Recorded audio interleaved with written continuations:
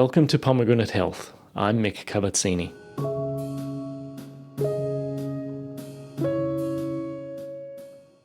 In January this year, UK paediatrician Dr Hadiza Bawa-Garba had her licence to practice medicine revoked for her role in the death of a patient.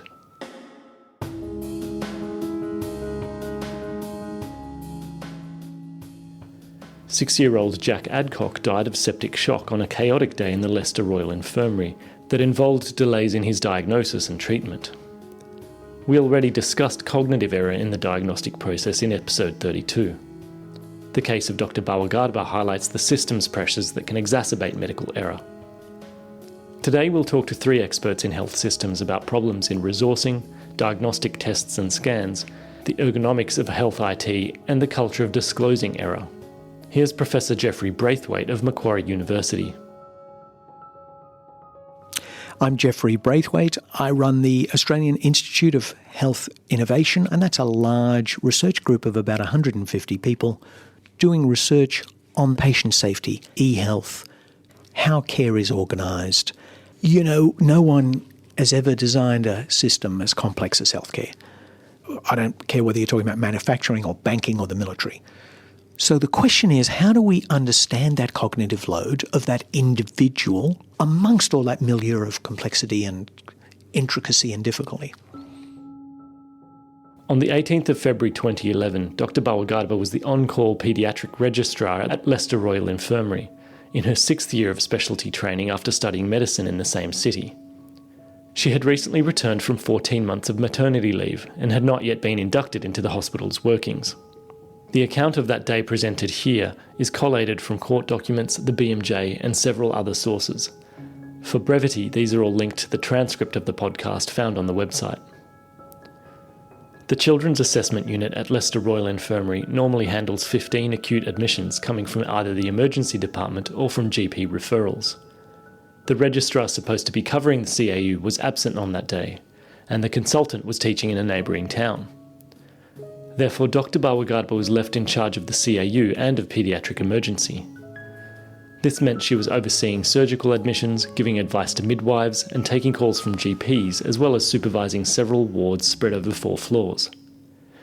She'd even missed the morning handover because she had to attend a cardiac arrest as soon as she started her shift, and many of the nursing staff were from an agency due to a shortage of permanent staff. Speaking generally, staff in training are the most valuable investment into patient safety, says Associate Professor Ian Scott of the University of Queensland. He's Director of Internal Medicine and Epidemiology at Princess Alexandra Hospital in Brisbane. If you want to make care safer, there are some areas that clearly need more resources. That is, you need more staff, and those staff also need to be highly trained. And there are some areas that could do with a fair injection of funds and extra staff, but aren't perhaps quite so sexy. So I'm talking about, older, frail patients who have care needs that don't just involve giving them a drug or doing an intervention, and don't need some bells and whistles, new scientific machine to improve their care. What they really need is well-trained nursing staff, perhaps in residential care sectors, who can provide the nuanced care that they need to keep them out of hospital and to make them, as functional as they possibly can be. Mm-mm. Well, actually, that reminds me of a systematic review that you wrote about the common misdiagnoses in older patients. And you wrote that dementia tends to go underdiagnosed and was, of course, associated with socioeconomic factors of the patient and poor access to care. But one of the factors leading to underdiagnosis of Parkinson's disease, for example, was living in a nursing home. Yep. What's going on there is perhaps at home the family that knows the person so well can also detect when there's something not quite right, whereas the nursing staff are obviously flat out and perhaps not as well acquainted with. Well, that's true. And I think not an insignificant number of transfers are made at the behest of relatives who can see a definite change. I think we are now more aware of dementia, delirium, confusional states, certainly in a hospital setting. I think in residential aged care they still have some way to go. And it's simply because the level of training and the level of support hasn't been as good as it could be. We're trying to address that actually right now in our hospital by having an outreach service to nursing homes where we have offered them training packages, algorithms to handle common problems, ready access to senior decision support from our emergency department and from our senior nursing staff here, paramedics who are trained to do assessments at nursing homes and try to prevent people from being brought into hospital unnecessarily. That, again, takes resources, but they have seen the benefit because we've actually reduced hospitalisations. Let's think about three dimensions: good, quick and cheap. You can't have all three. You can have a good, quick system, but it won't be cheap.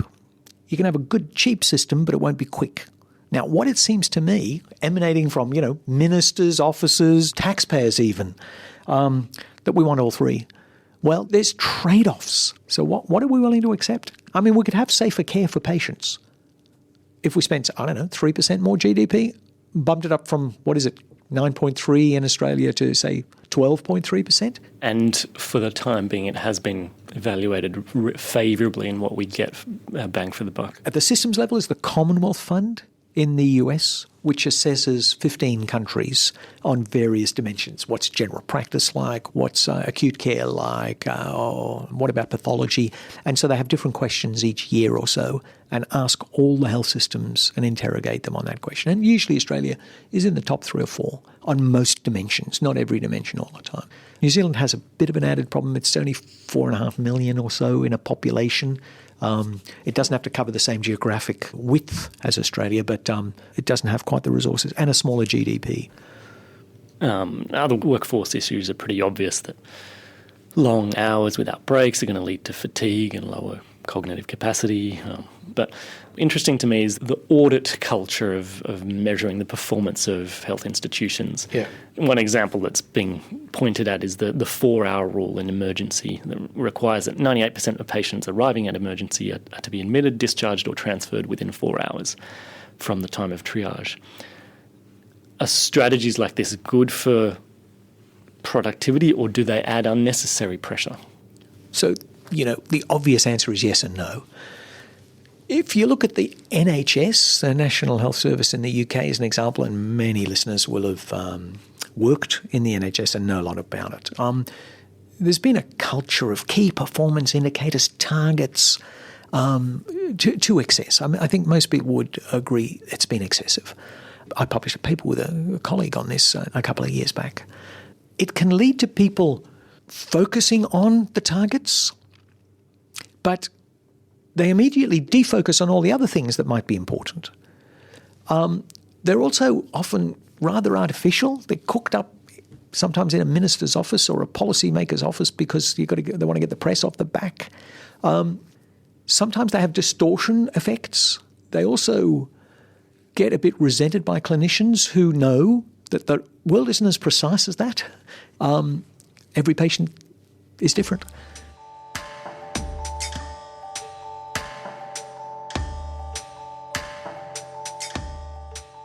Jack Adcock was admitted to hospital on referral after a day and night history of diarrhoea and vomiting.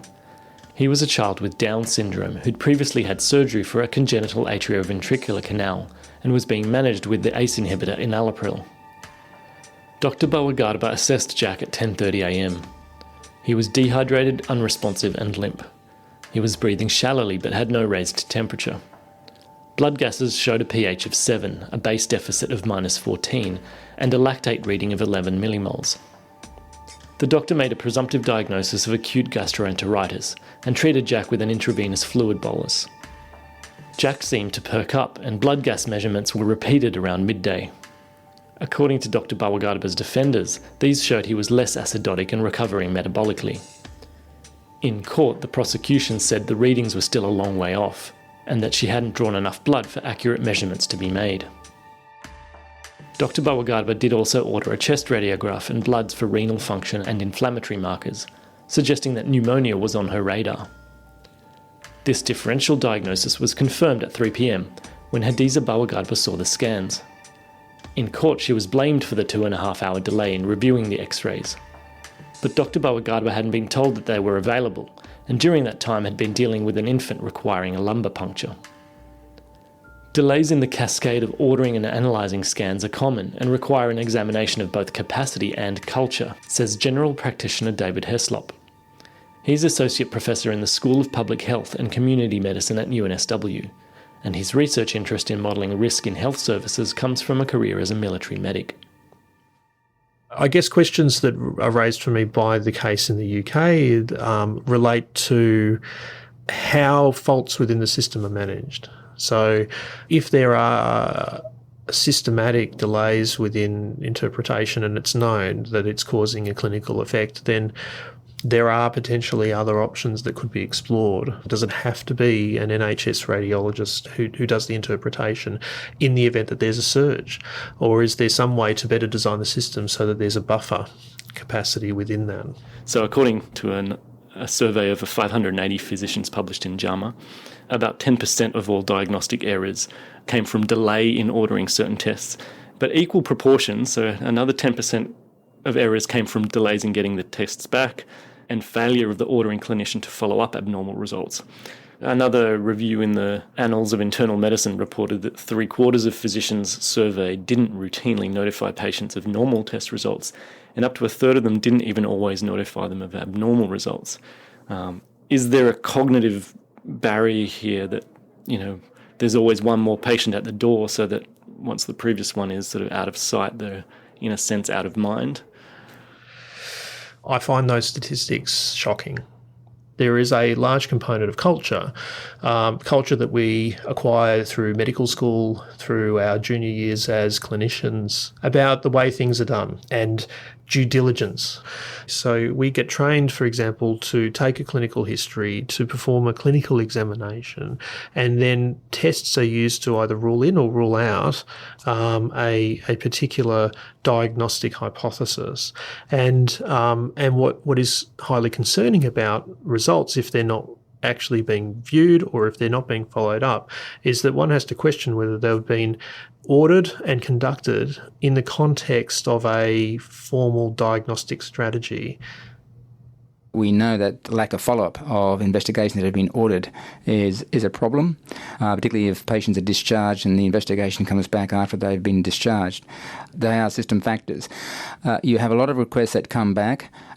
These are not necessarily urgent. Clearly, you want to tell the patient they've got breast cancer, but it's not going to make a difference whether that be 5 minutes or 2 or 3 days. So the thing is that you have tests coming back that are not necessarily time critical, and many of which also will be normal. And you need to have a means of tracking those patients. A lot of practices have now gone to a registry type process. I think the advent of the electronic record should, overcome now some of that problem. You can now order investigations more quickly electronically, so it doesn't involve having to wait for a paper form to reach the lab or to reach the radiology department. The result now is digitised, which is then readily accessible on any computer throughout the hospital. In terms of the reports, I think the system response to that is that a radiology report is always appended to that digital image, even if it's a provisional report done by a registrar or even in some cases a radiographer. And then there's a means of alerting the clinician that that digital image is available. Now, I think on the latter part, we haven't quite solved that problem in terms of alerting the clinician to say your image now has returned and you can now view it. Maybe a pager or some visual or auditory alert on the computer certainly may help people not have a delay in looking at those images when they're available, and then make sure that the patient is notified of the result, either by simply a text message or some other electronic messaging, or by phone contact, obviously in the case where it may be equivocal or positive, in which case then I think the relevant doctor should be asked then to have a talk to the patient and then have a discussion about what needs to happen subsequently. There's another big review in the National Academic Press called Improving Diagnosis in Healthcare from a couple of years ago. And it describes this issue of lost tracking, lost follow-up between teams of collaborative care. So say an incidental finding it turns up on a back x-ray, there's some mass shows up on the x-ray. There might be a diffusion of responsibility as to which department takes ownership of that, whose responsibility is to follow it up. And that as long as we make more explicit handoff policies, then that is a low-hanging fruit to eliminate these kind of errors. Yeah, well, that's another system issue in the sense that if you've got multiple specialists or multiple providers involved in the care of a patient, then someone has to take overall responsibility and make sure that the whole picture is being looked at and reviewed. So the general practitioner, in many instances, if the patient is in hospital or is frequently seeing a lot of specialists in a hospital, then perhaps there's someone who has a generalist training or generalist outlook, maintaining an overview of the patient. In our hospital here, the practice is that if a radiologist or a pathologist sees a critically abnormal value or image that clearly may bear on the urgency of treatment, then the relevant team is phoned.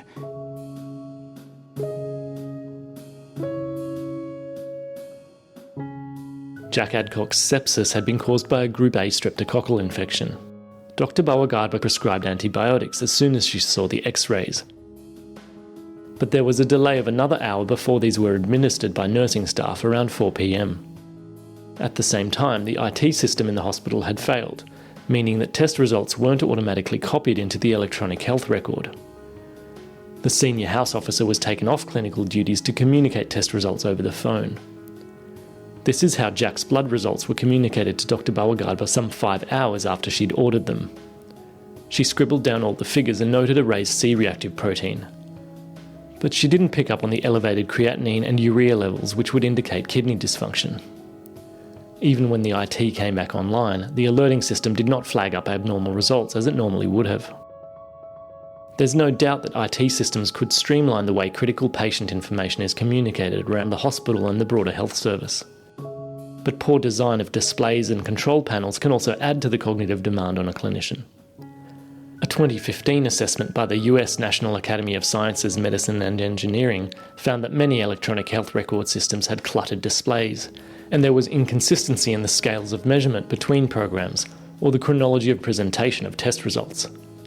Another study of IT tools used by emergency clinicians showed that it took 15 clicks to provide a prescription and 40 clicks to document the exam of an injury.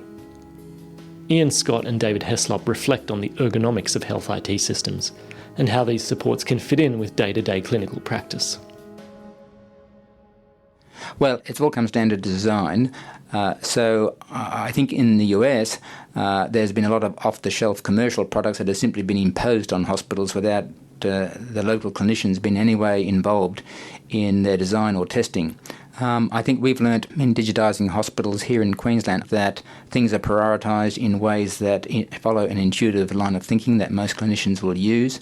In terms of the ergonomics, the computers are all mounted on mobile platforms, so we carry them around on ward rounds, so we're right there at the patient's bedside with the computer, which has a number of advantages. One, it means that you're seeing that patient and you only have one record open, and that's the patient in front of you. So there's no problems about putting entries into the wrong chart. The second thing is that it's done in real time, there and then on the ward round, whereas in the old days, the resident would wait until the 4-hour ward round was finished and then start filling out the paper forms and doing the requests. The third advantage is that you then have access to imaging and other results on the screen, which I turn the machine around and then show the patient. And it involves them as well, and can certainly be a benefit in terms of increasing their understanding of what's going on and sometimes how serious their illness is and what we need to do about it. Not only us as healthcare providers, but what they need to do in terms of lifestyle change. So I think that there are a whole lot of risks that emerge from providing more information for the sake of providing information. And there are recommendations and standards associated to how much information can actually be put on to a two-dimensional surface and expect somebody to be able to absorb it, and that comes predominantly through the aviation industry actually, and through heads-up displays, for example. But equally, the old paper records had a huge amount of information within them. The risk is that you miss a relevant piece of information. So the value of the automated system is the findability, searchability functions. That brings up the issue of alerting systems, as you say. If there are abnormal results returned to the health record and you get an alert. There are actually now reports of alert fatigue, that there are too many alerts from too many different devices Again, in that NASME review, that 70% of clinicians surveys thought they received more alerts than they could effectively manage, and 30% said they had actually missed alerts in practice that had resulted in patient care delays. That's an interesting thing. So in emergency situations, in critical care, we're all familiar with the oxygenation tones, but if there is something more salient in your environment that is occurring, an important conversation or a significant moment with another patient, for example, then those kind of alerts can actually then go into the background and be lost. How many interruptions can a clinician actually deal with before we really start to see some degradations in performance? And what's reasonable as well? I have yet to see a clear evaluation of that particular question. And what about clinical decision support tools? Those computer platforms where you type in the symptoms and they return a bunch of differentials and not to miss diagnoses. Are they something that can be slotted seamlessly into the diagnostic process? I personally take an approach that they are sometimes useful where I may have doubt. And so, again, I'll draw on a military context. In hazardous materials management, if you're dealing with clinicians who don't have experience with a very unusual context, then they can be extraordinarily helpful in providing a probability diagnosis. And there are a number of tools that may be of interest to the listeners, such as a tool called WISER from the National Library of Medicine in the United States, which has a syndromic or symptom-based diagnostic support tool, which is incredibly useful in the non-toxicologist clinician. There was a 2014 systematic review from Bond University that concluded while these computerized clinical decision tools have been shown to be helpful in teaching and in controlled settings, there's still no evidence to show that how they fit within a clinician's workflow and chaotic real-world environments to actually influence day-to-day practice in a positive way. We all practice in subtly different ways, and for some, a clinical decision tool will fit very well with how a clinician might actually naturally do their practice. They can become very intrusive where they become a acknowledgement requirement, almost like a gatekeeping mechanism. If you, for example, have not considered this, but you're clicking on this and saying, yes, in fact, I have considered this because you're in a rush, it can be quite intrusive to the art of medicine, I think. The problem is that garbage in and garbage out. And so if you're on the wrong track to begin with, then sometimes getting off that track is going to be even harder.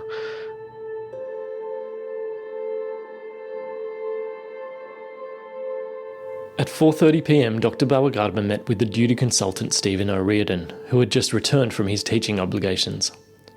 She told him that Jack had a high CRP reading and pneumonia, but seemed to be on the mend. Dr O'Riordan would say in court that he didn't review the patient himself because Dr Bawa-Garba hadn't stressed any urgency or alarming findings to him. Unknown to Dr Bawa-Garba, Jack's diarrhoea had returned and his temperature had risen after he'd been moved from the CAU to another ward. Nurse Isabel Amaro was later prosecuted for failing to observe Jack adequately and for turning off his oxygen monitoring equipment without informing the doctor. Dr Bawa-Garba was also unaware that around 7 p.m, Jack was given his usual dose of enalapril. It was administered by Jack's mother after she'd checked with the ward nurse.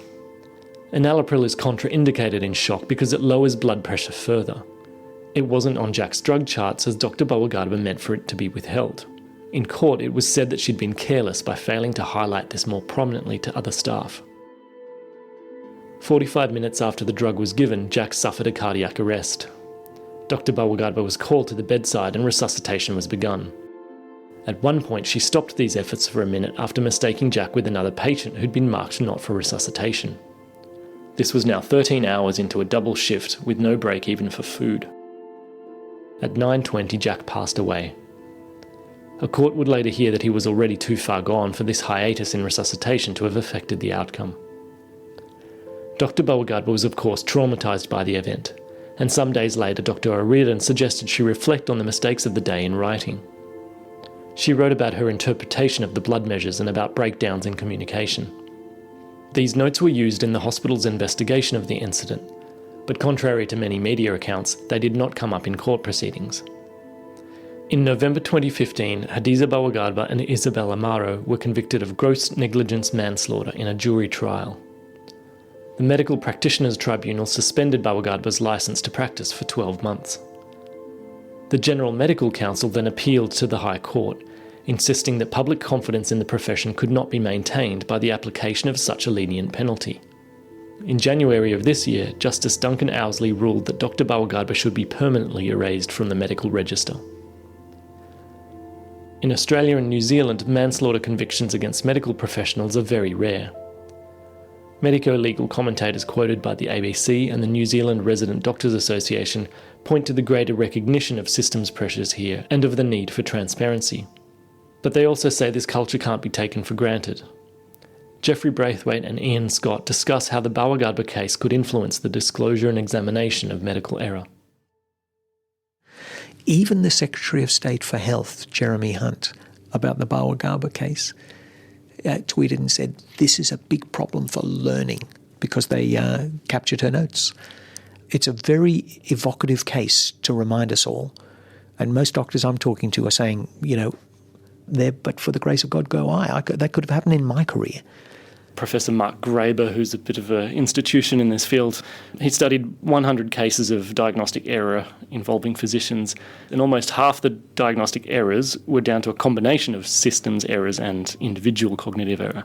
And some of the discussion in the field of diagnostic reasoning suggests that it's probably impossible to eliminate heuristics and bias from cognitive reasoning, and even if you're aware of them. So if we accept that errors will occur, that they're intrinsic, can hospitals or their health system as a whole absorb that error and then put it to the learning opportunities? Yeah. Look, there's a couple of ways to go there, and I think we haven't got the balance right here. If there's nursing staffing problems, the IT system is down. If you've just come back from maternity leave and you're feeling stretched, if you get penalised and punished in that situation, it's scapegoating the individual for the system's errors. We ought to fix the system. And there's great concern that the GMC appealed and took that back up to the High Court. No one can completely understand that. Where is for example, the BP oil spill in the Gulf of Mexico? BP paid out $5 billion in fines and was held responsible as a corporate entity. They didn't go after the guy that, laid the cement or didn't push the button in time. Are we very far from that in terms of the legislation? I would like to hope that we have more understanding and tolerance in Australia. I couldn't guarantee that in every setting. The reaction from some clinicians could be, next time they're allocated to such a shift, they'll say, I'm sorry, I can't practice here, it's not safe. That would have a pretty interesting effect on the managers and the policymakers, wouldn't it? I think how you can make sure that these errors or misdiagnoses or near misses are addressed in a collegiate, non-judgmental fashion. In our own department at this hospital, we have a regular session called Clinical Conundrums once a week, where we present cases that have caused diagnostic uncertainty, where people are made to feel free and not at any risk of being shamed. So we discuss these issues openly. Our registrars and our residents also attend these sessions so they can see that we're all fallible, that mistakes can be made despite the best of intentions. It's very rare that these errors actually result in serious injury or patient harm or death, but nevertheless it may have caused a delayed diagnosis, may have caused people to receive treatment that they perhaps didn't need for the first few days. We discuss it, but we don't actually keep minutes. That will then certainly make people a lot more confident in speaking up and saying, well, I think we perhaps may have done something wrong here. I think the other thing in this too is, of course, more emphasis on patient disclosure to indicate to patients where a mistake or an error has been made, and to make sure that they understand what we've done to address the situation and what we're going to do to prevent similar errors occurring in the future. If we have any critical incident, minutes are kept, but they're privileged. They're not accessible by Freedom of Information Acts. So I think there has to be a balance between the public's right to know, but also the ability of clinicians not to incriminate themselves in prosecutory action by actually discussing where errors have been made. I wanted to come back again to the technology. Will technology save us? I don't know if you're familiar with the podcast I Am Reasoning. Art Nahill and Nick Sheckett talked about how electronic records can be used to reflect back on a clinician a possible misdiagnosis. So say a patient you've discharged is readmitted 2 weeks later, you get an alert and you can check up whether the complaint is consistent with your previous diagnosis. We certainly encourage and write in our discharge summaries to all our general practitioners, if you have any concerns about this patient or you feel that there have been missteps in management, then please notify us, please contact us. I think also you need to have confidence that you're not going to put that professional relationship between, say, a GP and a specialist into some sort of doubt. And we've also made access to GPs to discharge summaries and investigations, any imaging, etc., that's been done in the public hospitals, accessible to them as well by our viewer program. Increasing numbers of hospitals now in Australia are becoming digitised. We have less duplication of tests because we can see what's been done elsewhere and not doing it again. I think that's a definite saving for the healthcare system as well as patient convenience. Most people have spent most of their time thinking about and doing patient safety, trying to keep patients safe, by doing what we call safety one, the root cause analysis sort of model. And the idea is we should find out the ultimate determinants of what went wrong, and then we should make some recommendations to fix that so it never happens again. Well, problems don't happen again in exactly the same way anyway. So what have we fixed? And we haven't been as successful as we'd like. You make the point I think it was in the International Journal for Quality in Healthcare, that some activities are tractable by this approach. Very procedural things such as central line infection bundles in the intensive care unit and checklists in theatres. But in general, there is so much complexity that you can never distinguish the pattern of cause and effect that led up to an erroneous outcome versus the pattern that leads up to a successful outcome. The variables are too small and immeasurable to predict. Most of the difficult things we face are about people with expertise interacting with other people in a complex mix where the behaviours aren't so predictable. The patients themselves are very complex. We've conceptualised that safety paradigm in a different way in the last 5 years. The resilient healthcare model suggests, a lot of care, and surprisingly in a system this complex, so much care goes right. What do we know about that? How can we understand that and how can we replicate it? Let me give an analogy. Say we want to understand the behaviour of sharks, but we only looked at shark attacks. We would only know a small sliver of shark behaviour, the time when they attack people. But the shark's actually swimming in the ocean and not attacking people most of the time. So to understand shark behaviour, we have to understand the whole behaviour patterns of the shark, not just when they attack humans. So we've said, what do we know systematically through research when things go right, when there's no harm? The other one is that thorny old chestnut that people keep raising, and people say it's the culture. The culture is the way people behave and act without thinking necessarily. It's just the way they do things around here and the way they think around here. And it's unique. And then if you go across town to another hospital, it might be the same kind of hospital, same structure, roughly the same skilled people. They might both declare that they're a centre of excellence, by the way, but they'll be markedly different, and the difference will be the culture. So we've done a study. And we looked at where are there studies where people have measured the culture and they linked that to patient outcomes. This is a systematic review just published in BMJ Open. Almost all the studies uniformly spoke with the same voice. Whenever you've got a better culture versus a poorer culture, you're going to deliver better outcomes. And it doesn't matter what the outcomes were. They were a mix of things in these studies. So we were heartened by that. So if you could promote that better culture, if it's relatively inclusive, if it treats junior staff well and supervises them reasonably effectively, if it seeks the patient's perspective, if it engages with other people outside of your own work team area, you're likely to produce good results from patients. Isn't that what we're here for?